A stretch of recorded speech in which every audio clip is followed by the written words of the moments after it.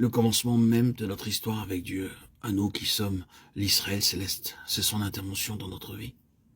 Peut-être cela a-t-il été pour nous aussi inattendu que ce le fut pour Abraham à Our en Chaldée. Nous vivions notre vie dans ce monde, étions mêlés au cours des choses ici-bas et gouvernés par le Dieu de ce monde.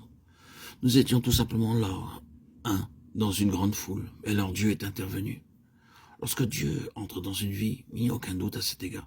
C'est un point tournant dans notre histoire et la nature du changement, c'est que nous n'appartenons plus à ce monde. Nous sommes devenus membres d'un nouvel Israël, d'un peuple céleste dont la nature est spirituelle. Les choses peuvent être autres pour nous que pour Abraham, mais il est essentiel pour chacun d'entre nous de savoir que Dieu est entré dans notre histoire humaine. Ce n'était pas pour commencer quelque chose fait de notre part, mais c'était accompli par Dieu. Il a pris l'initiative peut-être d'une manière merveilleuse ou d'une manière très simple. Cela peut appartenir à un moment dans le temps où cela a pu se faire durant des jours, des semaines ou des mois. Cependant, le fait est que Dieu est entré là où nous étions. Comment Dieu est-il entré? Comment pourrions-nous l'exprimer si nous voulions le dire en paroles? Il est simplement dit, au sujet de l'ancien Israël, le Dieu de gloire apparut. Pourrions-nous l'exprimer de cette manière dans notre expérience? Ces paroles que nous avons dans le Nouveau Testament expliquent cela. Dieu est venu en Jésus-Christ et en lui est la gloire de Dieu. Et lorsque nous avons vu Jésus-Christ, nous sommes entrés en contact avec le Dieu de gloire. Selon les paroles de la lettre aux Hébreux, Dieu nous a parlé en son Fils. Tous ceux qui savent que Jésus-Christ est entré dans leur vie savent réellement que Dieu est entré en eux. Ainsi, Jean, après avoir dit que la parole a été faite chair et a habité parmi nous, dit « Et nous avons contemplé sa gloire, une gloire telle qu'est celle du Fils unique, venu d'auprès du Père. » Et qu'est-ce que la gloire? Jean continue et dit « Pleine de grâce et de vérité. » Nous voyons que dans le Nouveau Testament, la grâce et la gloire sont toujours unies. Si nous voulons savoir ce qu'est la gloire de Dieu, oui, elle est la grâce de Dieu. Et si nous voulons savoir ce qu'est la grâce de Dieu, elle réside dans la gloire de Dieu. C'est la gloire de Dieu que d'être rempli de grâce. Et lorsque nous connaissons la grâce de Dieu, oui, nous connaissons sa gloire.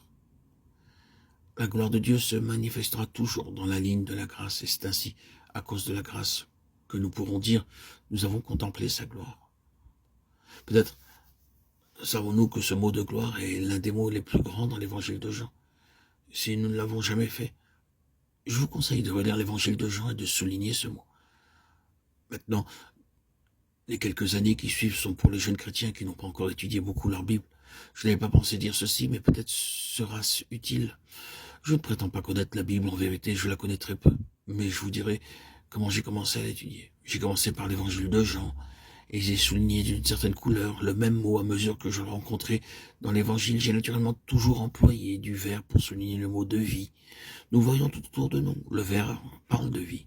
Lorsque je rencontrais le mot gloire, j'employais du bleu. C'est la couleur du ciel. J'ai mis du rouge lorsqu'il était parlé de sang ou de la croix. Et j'ai continué ainsi. J'ai eu un résultat merveilleux dans l'évangile de Jean. Lorsque j'eus terminé, ce n'est là qu'une suggestion. Mais j'espère que vous la trouverez utile. Il y a beaucoup plus de couleurs différentes à côté des trois que nous avons mentionnés. Alors, pour en revenir à ce mot de gloire, qui est l'un des grands mots de Jean, et toutes les références qui sont faites dans son évangile à la gloire de Christ sont liées à sa personne surnaturelle et à sa puissance surnaturelle. Lorsque Jean écrivit « Nous avons contemplé sa gloire », c'était très longtemps après la venue et le départ du Seigneur Jésus. L'évangile de Jean est l'un des derniers livres du Nouveau Testament. Tous les autres apôtres étaient sans doute auprès du Seigneur. Lorsque Jean l'écrivit, il envoyait donc toute cette histoire et exprimait ses impressions en paroles, et tandis qu'il pensait au Seigneur, Jésus, à sa vie, à son œuvre, à son enseignement et à tout ce qu'il avait vu de lui. Il résume tout par ces mots. Nous avons contemplé sa gloire. Comment Jean a-t-il contemplé la gloire du Seigneur Jésus? Il l'a fait à bien des reprises et par une série de situations humainement impossibles. C'est là une autre ligne d'étude pour nous. Prenons l'évangile de Jean et notons combien de situations impossibles nous y rencontrons.